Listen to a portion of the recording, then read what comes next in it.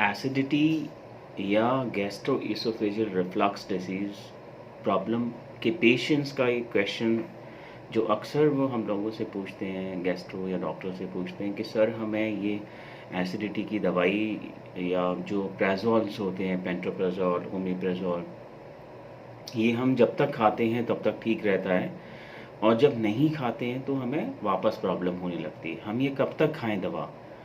और अगर ये दवा हम लंबे समय तक खाते हैं तो क्या इसका कोई साइड इफ़ेक्ट तो नहीं है? तो this is very important video, आप लास्ट तक इसको वॉच करें।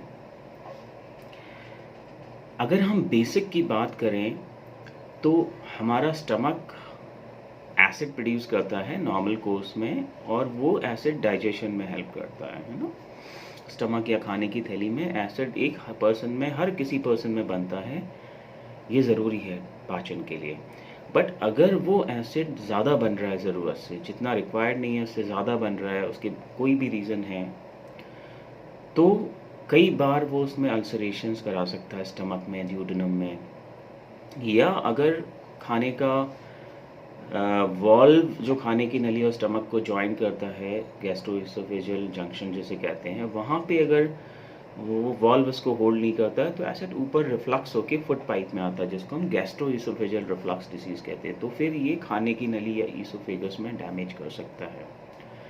इन दोनों कंडीशंस में हमारे लिए इम्पॉर्टेंट है कि हम स्टमक में एसिड के लेवल को, एसिड के स्तर को डाउन रखें और उसको करने का तरीका है बेसिकली प्रेज़ोल्स। कोई भी प्रेज़ोल, हम ओमेप्रेज़ोल, पेंटोप्रेज़ोल या रेबिप्रेज़ोल जो भी हैं, वो मेडिकेशन ही एक इफ़ेक्टिव तरीका है जिससे हम एसिड को एक सिग्निफिकेंट पीरियड तक कम कर सकते हैं, 24 टू 48 आवर्स तक डाउन रख सकते हैं।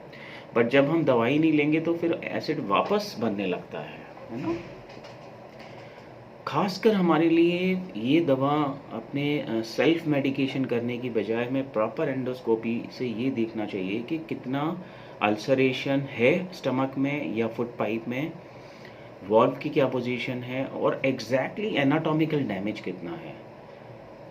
क्योंकि सिम्टम का और अंदर पाए जाने वाली बीमारी का कोई 1:1 कनेक्शन नहीं है। कहने का मतलब एक मरीज ऐसा जिसमें बहुत सारे लक्षण आ रहे हैं, बट हो सकता है जब हम एंडोस्कोपी करें तो वो काफ़ी हद तक नॉर्मल हो। उसी तरीके से दूसरा ये भी संभव है कि एक मरीज है जिसमें कोई लक्षण नहीं है, नॉर्मल है, और जब हम एंडोस्कोपी करते हैं हम देखते हैं उसमें बड़े बड़े घाव हैं, बड़े अल्सर्स हैं। तो वहाँ पे हमें एब्सेंस ऑफ सिम्टम में भी लक्षण नहीं है, फिर भी हमारे लिए ट्रीटमेंट करना ज़रूरी है, क्योंकि वहाँ लार्ज अल्सर से ब्लीडिंग होने के चांसेस हैं या उसमें कैंसर में कन्वर्जन हो सकता है। तो प्रॉपर गाइडेड ट्रीटमेंट लेने की ज़रूरत हमें होती है। और एक बार जब हम कंप्लीट थेरेपी कर लेते हैं, यूजुअली 6 to 8 वीक की थेरेपी, डिफाइंड थेरेपी होती है जो पेप्टिक अल्सर डिसीज़ के लिए या GERD के लिए, उसके बाद हम ग्रेजुअल टेपरिंग करते हैं इन मेडिसिन को। एकदम सडनली बंद करते हैं तो रिबाउंड एसिड प्रोडक्शन हो जाता है। तो एक बार जब ये डिफाइंड पीरियड हमने कवर कर लिया, फिर हमें धीरे धीरे इसको डाउन करना होता है या वीनिंग करते हैं मेडिसिन की, और कुछ टाइम बाद फिर हम इसको विड्रॉल अटेम्प्ट करते हैं और चेक करते हैं। अगर सिम्टम्स नहीं आते पेशेंट में तो मे बी बिना मेडिसिन चल जाए, बट अगर सिम्टम्स आ रहे हैं तो हमें वापस उसका कोर्स देना पड़ता है।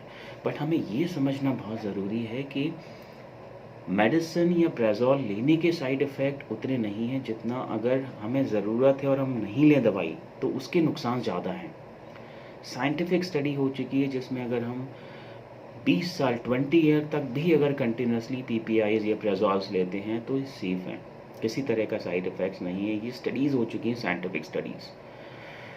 तो हमें इससे दवाई से डरने की ज़रूरत नहीं है। बट जब अगर इंडिकेटेड है, अगर ज़रूरत है, अल्सरेशंस हैं, सिम्टोमेटिक रिफ्लक्स है या चेंजेस हैं, तो हमें डेफिनेटली ये ट्रीटमेंट लेना चाहिए। बट अगेन सेल्फ मेडिकेशन नहीं करना चाहिए। एक प्रॉपर फिजिशियन या गैस्ट्रो के कंटैक्ट में रह के गाइडेड ट्रीटमेंट हमें लेना चाहिए, जिससे हम साइड इफ़ेक्ट्स को तो बचा ही सकते हैं और अपने आगे आने वाली लाइफ में भी हेल्दी हम रह सकते हैं विदाउट एनी कॉम्प्लिकेशंस।